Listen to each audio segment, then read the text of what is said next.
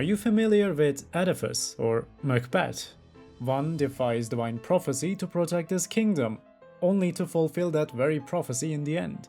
The other's ambition and susceptibility to prophecy drive him to murder, tyranny, and inevitable self-destruction.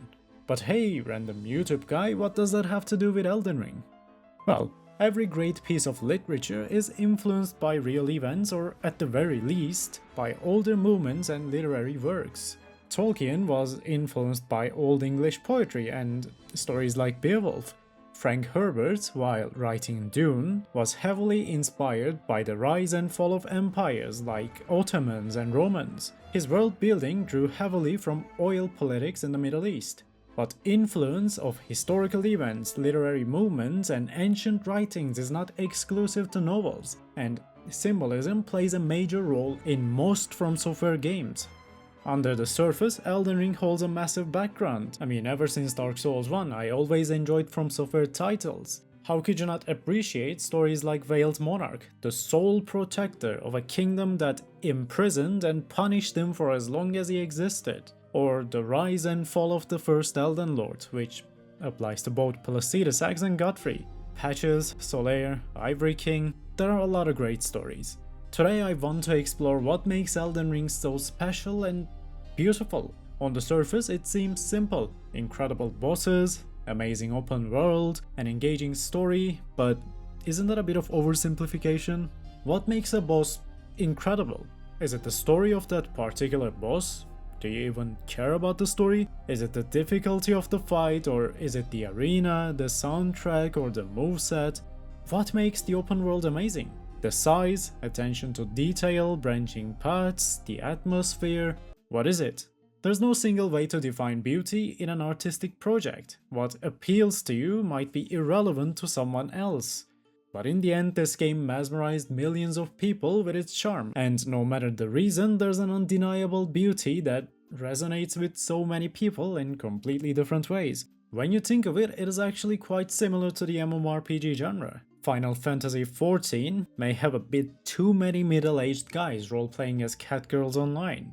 Elder Scrolls Online may have the most out-of-touch developers imaginable who wouldn't listen to player feedback even if their bloodline depended on it. But beneath the surface, despite all their flaws, each MMORPG has a hidden charm that appeals to millions. And I don't think it is much different considering single-player games. So, bit by bit, I want to explore what makes Elden Ring so special. There's a narrative pattern found in many myths and ancient literary works called monomyth. Probably the most famous example is the Odyssey. It tells of a hero who leaves the familiar, ventures into the unknown, faces impossible trials, and returns completely transformed. Did you notice how monomyth and tarnish complement each other? There's a resemblance, but when I refer to monomyth, I'm not talking about the Tarnished or the Ashen One or the Chosen Undead, Bearer of the Curse, whatever. I'm talking about the player. You, me, and yes, even the game journalists. Following a character's story is one thing. At the end of Red Dead Redemption 2, you don't become the protagonist who just ended his journey. Instead, you watch it from afar, feeling empathy from an external perspective. You don't experience Arthur's emotions directly. Your sorrow or happiness comes from the point of view of a spectator. In the last moments of Arthur's story, you become a stranger that observes what is happening. Elden Ring has a slightly different approach. At the start of Elden Ring, when the hero leaves the familiar to venture into the unknown, it is not a pre-written event. The impossible odds overcome by the Tarnish are not scripted moments that were bound to happen. Every single step taken by the hero is a choice made by you. And this is just one approach to beauty in Elden Ring. When done correctly, the build-up to a boss fight is what makes an encounter truly unforgettable. Think of Radahn. The first trailer of Elden Ring painted him as the villain. But as you explore more and more of Caelid, you learn that he was a skilled commander loved by his army. They even throw a festival to honor him and his fallen soldiers. Later in the game, when you challenge Malenia, you realize this is the demigod who was locked in a stalemate with Radahn. Except, where Radahn lost his mind, Malenia recovered and became stronger than ever. When she ascends, you know you are no longer fighting Radahn's equal, but you're fighting a newborn goddess with no peer. When you finally meet the first Elden Lord, his grace reveals you as an obstacle he has to overcome.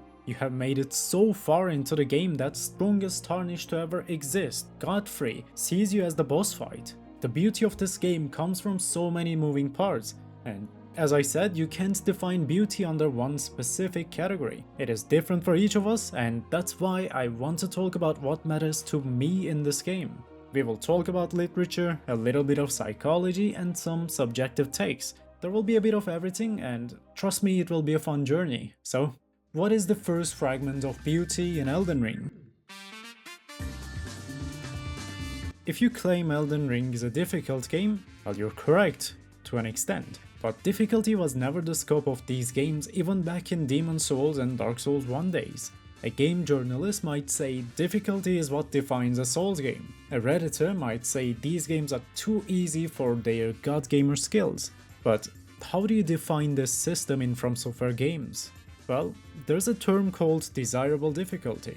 The idea of desirable difficulty comes from psychologist Robert Bjork back in 1994 in the book Metacognition, Knowing About Knowing. He explains how certain challenges, the kind that makes you fail sometimes, actually helps you learn and improve faster over time. His definition of the term fits quite well with the Souls genre, and it even highlights some of the major problems found in the other games. Desirable difficulty is achieved by being just challenging enough to force deeper cognitive processing. Your brain works harder, so learning sticks. In desirable difficulty, a challenge exists with the intention of training and helping the player overcome obstacles. In games such as Elden Ring, Celeste, or Hollow Knight, difficulty, especially in the early game, is used as a training tool. Each failure often comes with feedback to prepare the player for what comes next. The term undesirable difficulty, on the other hand, applies to some early Dark Souls bosses such as Bed of Chaos, and also applies to most Souls-likes that try to imitate the formula without even understanding it. In these cases, difficulty causes frustration and confusion. Progress isn't the main goal, instead the game focuses on punishing the player. That's where many Souls-likes that misunderstood the genre go wrong. They try too hard to be difficult without providing the purpose behind that difficulty. An early game obstacle in From Software games usually serves as a training tool. You don't need to fight the first 3 Sentinel. With each attempt you will get slightly better, but the main purpose is to show you that not every enemy is meant to be fought immediately in this game. It is okay to come back later. Margit teaches you about delayed attacks. Godric shows you that you can't dodge every strike. Sometimes jumping is the more convenient way of avoiding attacks. Good games balance short-term struggle with long-term payoff. That's why in Sekiro and Elden Ring, in-game mechanics are taught in early game bosses and later they are used to their full extent in the endgame. Keeping difficulty within reach of mastery is the key to Souls games, and that's why the hardest content is usually hidden behind optional encounters. When you're meant to face a difficult but fair boss, it is often kept optional to help preserve that main principle of difficulty in these games. In desirable difficulty, designers encourage this by letting players retry quickly, and this is why bonfires have gradually moved closer to difficult encounters in From Software titles. While the run back to Sur alone was an absolute nightmare that served no purpose, a bonfire before Malenia or Promise Consort Radahn encourages desirable difficulty principles. But is desirable difficulty alone enough to explain the combat system in the genre? Does this explain Elden Ring's difficulty system by itself? No, it's not, but luckily, I came across another paper while researching the appeal of difficulty in Souls games. Self-determination theory breaks motivation down into 3 subcategories that describe Elden Ring surprisingly well. First one is competence. This is the need to feel effective, capable, and able to influence outcomes in your environment. But competence is an intrinsic instinct rather than a need for an external reward. Elden Ring's fixed difficulty supports this. Overcoming challenges depends entirely on your own growth and improvement. The main source of appeal in fair, desirable difficulty comes from competence, where the feeling of progress provides the dopamine and satisfaction that drive continued engagement. Now hold on a second and think about your first ever Elden Ring playthrough. Remember the moments that felt unfair. As someone who played every Souls game except Demon Souls in chronological order, Elden Ring still had its challenges for me. In the Dark Souls trilogy, apart from the Nameless King, almost no boss relied on delayed attacks. So, naturally, my biggest struggle was adjusting to that timing. Morgoth and Mohg took me countless attempts, but today those same delayed attacks that once crushed me are what makes each fight feel easier. On my first playthrough 3 years ago, Mohg was an absolute nightmare. Now he's a child's play even with a level 1 character with no upgraded weapons. Not because I carried over some buffs, bonuses and modifiers from previous playthrough, but because through trial and error I adapted to the challenge. And this is exactly how competence functions in self-determination theory. Second principle is autonomy. This is the need to feel self-directed, to act according to your own will. External pressure doesn't matter. Souls games have no difficulty sliders, yet their built-in mechanics offer thousands of ways to approach a challenge. Also, autonomy doesn't mean isolation. There's no wrong way to overcome a challenge, because the goal isn't to impress others, it is simply to make it to the finish line. When you challenge Malenia, both a level 1 and level 713 character can experience autonomy. Whether you play as a pure strength build, a ranged sorcerer, a faith build, heavy armor, no armor, use summons or co-op, all offer the same psychological reward in the end. In autonomy, you decide how to approach the challenge. Outside influence, expectations from others, or pressure from the community don't define your perception of difficulty within your own world. Using sleep pots against the Godskin duo is one way to make the encounter infinitely easier. But autonomy isn't about removing the challenge, it's about creating multiple layers of difficulty within the same encounter. The goal is to lead players down different paths that offer different experiences. In the end, every approach to the same boss fight reaches to the same destination. It is always the same victory screen. Game never tells you, oh, you didn't beat the boss in the intended way. And finally, relatedness. This one is the least obvious and probably doesn't apply to a good number of people, but it is the need to connect with and feel valued by others, to belong to a group or a shared purpose. Despite how it sounds, relatedness in Souls games refers to being part of a difficult journey. Bloodstains, player messages before and after boss fights, and active co-op all embody this. Individually faced challenges connected by a community sharing the same struggle. Difficulty in From Software games has come a long way. Back then, putting Capra Demon in a small room with 2 dogs was a way of increasing the difficulty, in an undesirable way. Long runbacks before simple but tricky bosses like Bat of Chaos were there to say, this game is difficult. But by today's standards, Elden Ring has mastered desirable difficulty, where each challenge exists to encourage and educate the player. You don't need to run through a poison swamp full of ranged enemies to reach Malenia, or Promise Consort Radahn's fog wall is not guarded by those lying guys. Is it perfect, you may ask? No, it is far from perfect, but that's what makes me wonder how much Miyazaki's understanding of difficulty will evolve in future games. Elden Ring's beauty comes from many moving parts, and the illusion of difficulty is only one of them. And the next one I can think of is... I will apologize in advance, but I can't talk about this game's beauty without praising its story. I know you heard the story so many times before, so why don't I roll back a little bit and return to my opening question instead? Are you familiar with Oedipus or Macbeth? Dorian Gray, Joan Falstaff, Edmund? I won't leave you hanging. Each name I just mentioned exists in some form in the lands between. So, why don't I show you? I will briefly summarize a character, so you can spot who in Elden Ring their personality fits best. Joan Falstaff is a Shakespearean character known for his cowardice. During the Battle of Shrewsbury, he plays dead on the ground to avoid fighting. It is a trick he repeats throughout the play. Does that ring any bells? Yes? No? What about Thersites from Homer's Iliad? He is described by his peers as ugly, physically weak, and generally insignificant on the battlefield. Despite his lack of skill, he boldly challenges the Greek commanders and criticizes their decisions and authority. He ends up beaten by Odysseus in front of an entire assembly for his disrespect. It is probably a fitting description to multiple characters, but if you guessed Godric, you were spot on.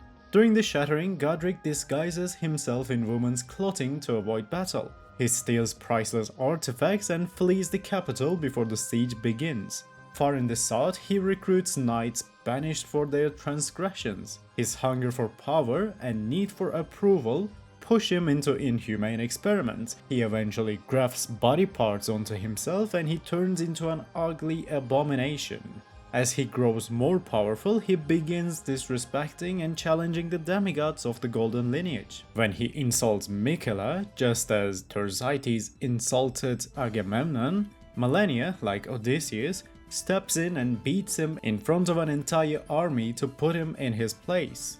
And these similarities are not exclusive to Godric. Marika, despite being a villain, closely resembles the tragic hero Prometheus, who defied the gods, stole their fire, and gave it to humanity. As punishment, he was bound to a rock, his liver was eaten daily by an eagle. When Marika ascends to godhood, she uses that power to scheme against the other gods. She tries stealing their strength to ascend as a true goddess, but she fails and she must rely on either Godfrey or Tarnish to achieve her goal. Dorian Gray's moral corruption and his false perspective of beauty mistaken for perfection mirrors the downfall of Rykard. Baudelaire found aesthetic value in ugly, the sinful, the decayed, the things that are traditionally rejected by art or morality. Mog's dynasty is built by those rejected by the Golden Order. The characters in Albert Camus's play The Just do not expect heroism. They seek no recognition and they never live to see the world change. They often suffer or lose their humanity in the process.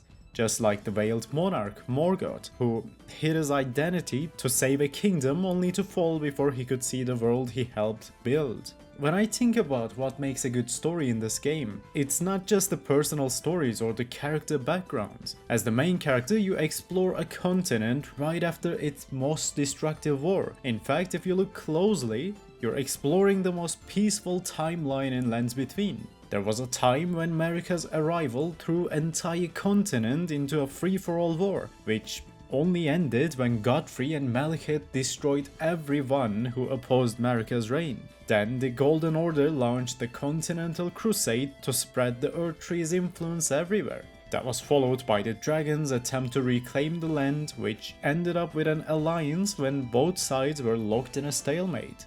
Then came the Shattering, when all the demigods turned on each other to become the next Elden Lord. Continental War paralyzed all kingdoms, and now here I am, chilling by a lake, eating lobsters with a shady dude. Elden Ring takes place during the most peaceful era of Lands Between, because every faction has already exhausted its resources. Caelid was destroyed by Melania. Halictree's ruler was consensually kidnapped by Mohg. Melania herself is a vegetable before she can ascend as a higher being. Rykard hosted the bloodiest battle of the Shattering, and now he is chilling in his keep, bullying Tarnished all across the land. Godric barely survived multiple battles against the strongest demigods of the continent, and he is also bullying Tarnished warriors. But unlike Rykard, he is not very good at it. Placidus X is still hiding outside of time. Your story doesn't begin because you're the chosen one, but because this is the most convenient time for a lowly Tarnished to rise. You start as one of Marika's puppets, just like Godfrey. You are drawn towards a goal that only benefits Marika, but throughout the game you are given multiple options to choose your destiny. You can mend the fractured rune to serve the other gods. You can start an age guided by the Prince of Death. Or you can simply say, that's it, I'm hard resetting this place and burning it all in chaos. Despite never relying on long cinematics or dialogue-heavy questlines, Elden Ring tells a deep, epic story, one hidden behind your actions and not a script laid before you. Elden Ring's story is only as detailed as you choose to uncover. A random village might hide a story that connects to the main event in the most unsettling way. Wandering through the sewers can lead you to two completely different endings. Deep beneath the Golden Capital, you will find those who were opposed by the reign of the demigods. Even a reused boss in a forgotten castle room reveals a grim tale, how he slew his own executioner and an entire hall of noble knights and rulers. When I play From Software games, I love how little is handed to me. When the story is obscure, uncovering it becomes infinitely more satisfying. In Dark Souls 1, when I discovered the truth behind the motivations of Kat and Frommt, it feels like my choice makes an actual difference. I wasn't led into this conclusion by a script. In Elden Ring, it is up to me to decide whether Dung Eater or Shabriri makes any sense with their claims. Having full freedom within a massive story is what makes these games interesting. But of course, the setting and the story are just one minor part of what makes Elden Ring so charming. And the next one I can think of is... Open world design became an industry standard in the early 2010s, not because it is inherently better than campaign or linear based games, but because it is more convenient. Slap a procedurally generated world onto a 10-hour long story, and you can inflate both the playtime and the price tag. Recently, I've been playing Borderlands 4, and while running back and forth between quests, I realized I had cleared the same bandit camp multiple times. Next time I log in to do more quests, every previously cleared bandit camp will be back to full population, just to exploit my attention span. Anyways, if I asked you, what are your favorite open world games, would your answers have anything in common? Witcher 3 and Red Dead Redemption are vastly different games, but can you think of any similarities between them? Or what about Elden Ring, Skyrim, Breath of the Wild? What makes a world fun? What if I told you it is realism and curiosity that makes a game's map fun? But when I say realism, it might sound like I'm talking about how close a game is to real life, and obviously, Elden Ring doesn't fit that description, or any of them really. So what kind of realism I'm talking about? It's the internal logic, the set of rules that make a world believable. A realistic fantasy world needs its own consistency. Everything that exists in Middle-earth is there for a reason. There's complexity and logic behind every magical creature and system. When I explore a fantasy world, I want to find answers to questions like, how did it happen?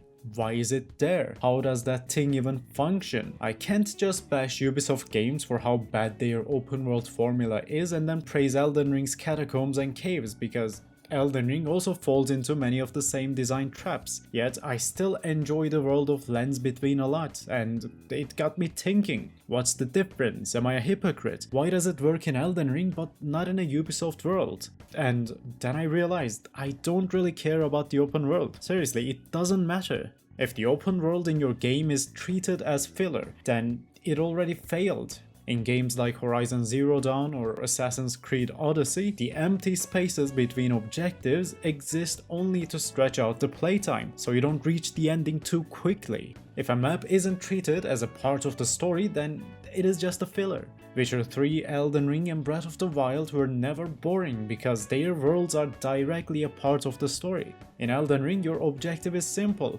become the Elden Lord. How do you do that? Well, take your first step and figure out. In Outer Worlds, exploration is the story. Without going around and seeing things, you won't even know what the game is even about. But as you explore more and more locations, the game uncovers one of the most beautiful stories in the game industry. In Elden Ring, you are not forced to go to a point A, watch a cinematic, listen to exposition NPCs and repeat it in point B. From the very start, your goal is right in front of you. You are drawn to the earth tree like a moth to the light. It is up to you to reach that goal towering in the distance. Every part of the game is the part of the story. There are no chapters. Yes, you can finish the entire game without exploring the majority of it, but that is the point. Lands Between exist outside of the game's main events. It is a living, breathing world with a different story and history in each corner. If I want to explore an area, the only thing stopping me is my skill. There's no such thing as you're not supposed to be there yet. If I can stay alive, I'm free to explore and clear locations in any order I want. Motivation in Elden Ring is not fancy loots and collectibles, but curiosity. Now, hold on a moment and think about Elden Ring's endings. The Age of Stars ending is the most popular among Steam players despite being one of the longest questlines in the game. And that alone shows you how powerful Elden Ring's call to exploration really is. If the Age of Stars was your first ending, chances are you looked at those strange ruins on the map and wondered how to reach there. 10 hours later, you had gone through dozens of hidden locations and an entire questline, all to finally get there. The beauty of these worlds lies in their realism within their own rules, because what drew you to that ending was curiosity. Our fascination with fictional worlds isn't something new, it goes all the way back to the ancient times. In Book 9 of Homer's Odyssey, the story shifts to Cyclops Islands. It is a brand new setting where, you guessed it, Cyclops live. It is an alien place nothing like rest of the world. Your interest isn't drawn there because of some reward waiting at the end, but learning how an entirely different society functions in such a strange location is fascinating on its own. It's a reward by itself. What charms me most about fictional worlds is learning their internal rules. Game director Hideaki Itsuno once said, "Travel is boring? That's not true. It's only an issue because your game is boring. All you have to do is make travel fun." And while I couldn't agree more, it's hard to say he fully applied that philosophy to his own games. Both Dragon's Dogma 1 and 2 are special to me, and I think Itsuno's team brought something incredible to the RPG genre. I always loved the setting and atmosphere of those games, but when I think of Dragon's Dogma 2's open world, only one small part truly excites me. The open world experience in these games usually boil down to fighting packs of wolves or goblins once every 10 steps. A 5-minute journey takes twice as long because you're constantly stopping to fight the same repeating enemies. But then, at one point in the game, I stumbled upon the remains of an ancient elven civilization, and everything changed. I wasn't rushing from one objective to another anymore. I was wandering through a magical forest. For once, I forgot about quests, party health, and consumable management. For the first time, I was actually immersed in the world. Up until that point, I had basically seen everything the game had to offer. The same roads, same enemies, same two landscapes, but this random, otherworldly forest completely reignited my curiosity. Why is this place so different? How does it sustain itself? I explored every corner, found a hidden settlement full of people whose language I couldn't even speak. In a game where constant combat was supposed to make travel engaging, the most fun I had was in a peaceful, mysterious forest with almost no fighting, no combat at all. Elden Ring feels the same, except this feeling applies to the entire game and not just one small part. When you open the world map from a mediocre AAA studio, you are greeted by icons, points of interest, bandit camps, towers to climb, quest markers. They all scream content. You immediately know it's a game world built like an amusement park. Elden Ring, on the other hand, feels like a miniature living continent. Have you ever paid attention to the sky in different parts of Lands Between? Limgrave welcomes you with golden clouds and a green sky. The golden rays of the Earth Tree still spread far, yet you can see the remnants of its former ruler. Traces of the Storm King still flicker behind those clouds. In Liurnia, the kingdom is bathed in deep blue light. The fog gives you the sense that sorcery fills the air. The Earth Tree's glow is weaker here. At the night, the moon towers above it. It is easy to see why Liurnia's scholars devoted their lives to study the stars and the moon. Nokron's false sky reminds its residents of what was stolen from them. They live under the copy of a true night they will never see again. And that's just one layer of Elden Ring's beauty. You're never forced to explore, it is a natural part of the game. If I showed you random locations from the game, I'm sure you could instantly tell which region you're in. And hey, would you look at that, I just talked about the beauty of this game's world and map without even mentioning the Shiofra River or the elevator that leads there. There's so much more to talk about. The complexity of the boss design that lets you fight anyone at level 1 and still have a fair encounter, or the build variety that lets you create almost any character imaginable. There are so many moving parts come together to build something truly beautiful. But enough with what I like in these games. What about you? Do you play Elden Ring? Do you like it? What makes this game beautiful for you? And this is another charm of this franchise. It appeals to each of us in different ways, and that's why Souls genre matters. Not because of its difficulty or the boss fights or whatever, but because its complexity connects with people for different reasons. And that's what makes Elden Ring beautiful. Thank you so much for watching all the way to the end, but hey, if you made it this far, why not give a like or even a sub? I upload once every now and then. I talk about Souls games and what I love about them. Anyways, hope to see you in another video, and until then, don't you dare go hollow.